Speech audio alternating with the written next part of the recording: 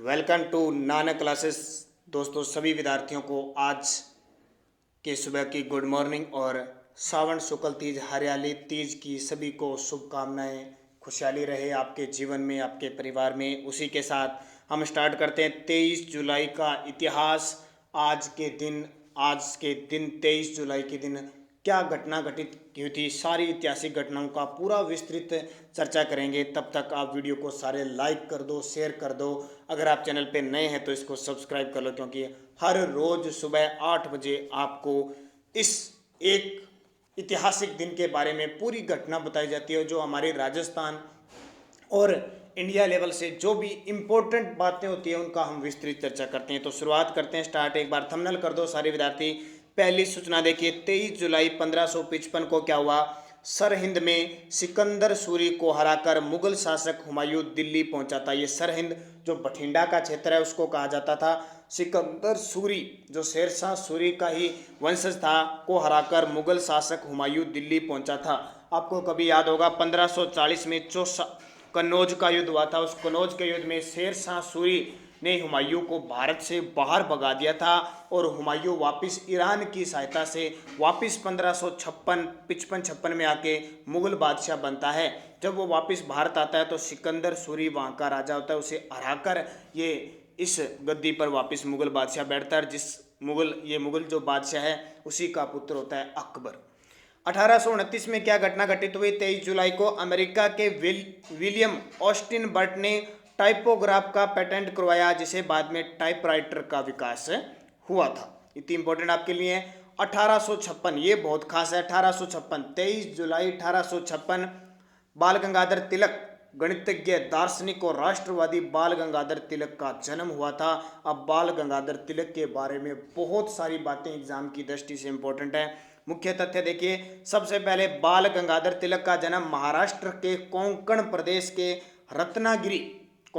के रत्नागिरी के चिक्कन या चीखली गांव में 23 जुलाई 1856 को हुआ था। इनके पिता गंगाधर रामचंद्र तिलक एक धर्मनिष्ठ ब्राह्मण थे। अब बाल गंगाधर तिलक आपने नाम सुना होगा, लाल बाल पाल, लाला लाजपत राय, बाल गंगाधर तिलक और विपिन चंद्रपाल, ये वही बाल गंगाधर तिलक है। और इन्हीं बाल गंगाधर तिलक ने राष्ट्रवादी जन जागृति फैलाने के लिए 1893 में गणेश उत्सव और 1895 में शिवाजी उत्सव शुरू किया था। बाल गंगाधर तिलक ने एक नारा दिया था, स्वराज्य मेरा जन्मसिद्ध अधिकार है और मैं इसे लेकर रहूंगा। ये कांग्रेस के दो दल थे, नरम दल और गरम दल। ये गरम दल के नेता थे, तीनों के तीनों लाल बाल पाल। इन्होंने अपना एक मासिक पत्र, ये जो समाचार पत्र निकाला था मराठा, जो अंग्रेजी भाषा में था, मराठा अंग्रेजी भाषा में था, और एक केसरी था जो ये मराठी भाषा में था। तो ये बहुत इंपॉर्टेंट है, बाल गंगाधर तिलक।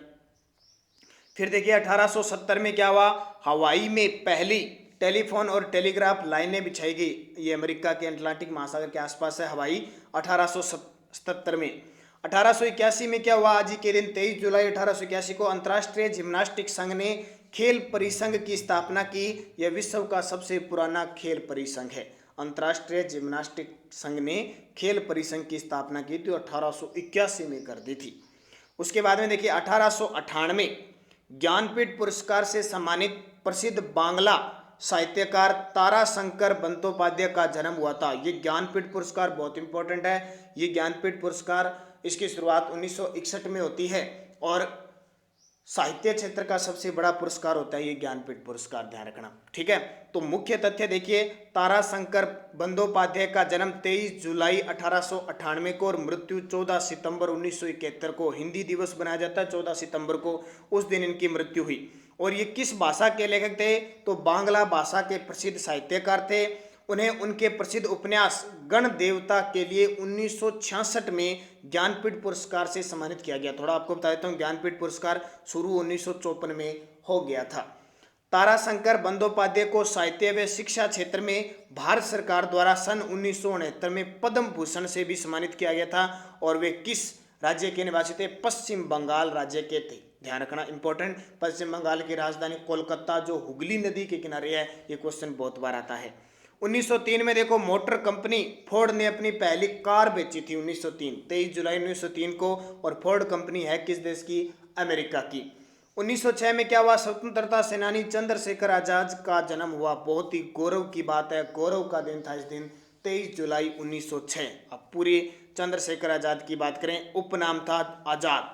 आजाद के नाम से थे क्योंकि आजाद ही रहे थे और अपने आप बाद अंग्रेजों सैनिकों के हाथ नहीं लगे थे और खुद को गोली मारकर अपनी अहलिया समाप्त की थी। जन्म स्थल है बाबरा गांव, चंद्रशेखर आजाद नगर। मृत्यु स्थल चंद्रशेखर आजाद पार्क, इलाहाबाद उत्तर प्रदेश में। एल्फ्रेड जो पार्क था वहां इन्होंने अपने आप को गोली देकर शहीद कर लिया था। इनका प्रमुख संगठन था हिंदुस्तान सोशलिस्ट रिपब्लिक एसोसिएशन। अपना नाम क्या बताते थे? आजाद। तो आजाद स्वतंत्रता सेनानी, आज खास दिन है 23 जुलाई 1906 को, और 1931 में ये क्या हुए थे? शहीद हुए थे। 1920 में आज के दिन क्या हुआ? ब्रिटेन के कब्जे वाले पूर्वी अफ्रीका का नामकरण केन्या किया गया और इसे ब्रिटिश उपनिवेश बना दिया गया। तो बहुत इंपॉर्टेंट, केन्या की राजधानी दरअसल नैरोबी है। 1927 मुंबई से रेडियो सेवा का नियमित प्रसारण शुरू हुआ था। ये सबसे ज़्यादा चर्चित है। आज ही के दिन मुंबई से रेडियो सेवा का नियमित प्रसारण शुरू हुआ। अब मुख्य तथ्य देखिए, समाचार और मनोरंजन का एकमात्र साधन रेडियो और दूरदर्शन ही हुआ करते थे। आकाशवाणी की स्थापना 1927 में 23 जुलाई के दिन ही की गई थी और उस समय इस सेवा का नाम क्या था? भारतीय प्रसारण सेवा यानी इंडियन ब्रॉडकास्टिंग कॉरपोरेशन रखा गया था। देश में रेडियो प्रसारण की शुरुआत मुंबई और कोलकाता में सन 1927 में 2 निजी ट्रांसमीटरों से की गई। 1930 में इसका राष्ट्रीयकरण हो गया और 1957 में फिर इसका नाम बदलकर आकाशवाणी रखा गया।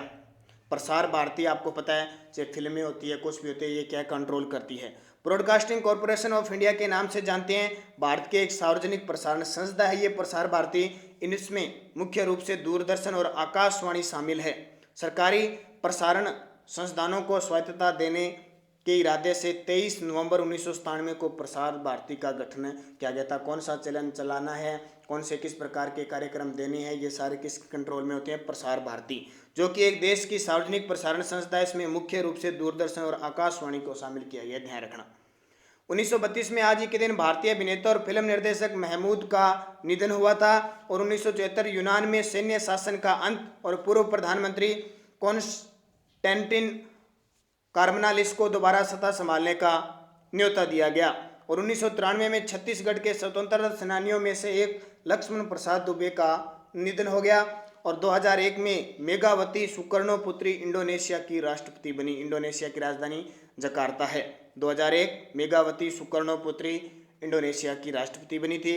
और 2005 में मिस्र के शर्म अल शेख के रिजॉर्ट में हुए बम धमाकों में 88 लोग मारे गए। ये तो इंपॉर्टेंट बातें नहीं है लेकिन साथ में आ जाती है तो आपको बता दिया जाता है। और 2012 में इराक में सिलसिलेवार हमलों में 103 लोग मारे गए।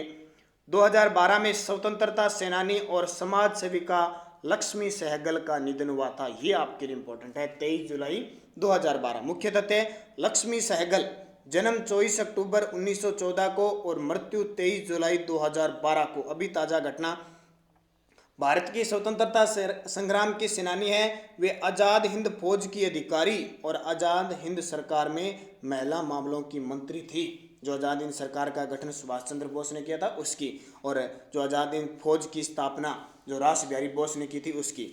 वे व्यवसाय से डॉक्टर थी जो द्वितीय विश्व युद्ध के समय प्रकाश में आई। वे आज़ाद हिंद फौज की रानी लक्ष्मी रेजिमेंट की कमांडर भी थी। ये बहुत बड़ी बात है, रानी लक्ष्मी रेजिमेंट जो थी उसकी कमांडर भी कौन थी? लक्ष्मी सहगल। इनकी मृत्यु 23 जुलाई 2012 को हुई थी। और लास्ट 2016 में भारत में जन्मे प्रसिद्ध चित्रकार SH रजा का निधन हुआ था। तो ये ऐतिहासिक घटना 23 जुलाई में जो घटी, क्योंकि कुछ घटना आपके लिए इंपॉर्टेंट है, कुछ विश्व की जो मारे गए, क्या कुछ शुरू हुआ ये हमें पता नहीं, लेकिन परीक्षा की दृष्टि से कुछ, जैसे हम लोकमान्य बाल गंगाधर तिलक पर, चंद्रशेखर आज़ाद, लक्ष्मी सहगल, इनके बारे में, हुमायूं के बारे में पढ़ चुके हैं। तो ये करंट के अंदर रोज का जो भी टॉपिक आएगा अगर उस पर हम बात करेंगे तो हमें हमारे लिए अच्छी बात होगी। तो सपोर्ट कीजिए, शेयर कीजिए ताकि हर रोज आपको ये वीडियो मिलते रहे। धन्यवाद। जय हिंद, जय भारत।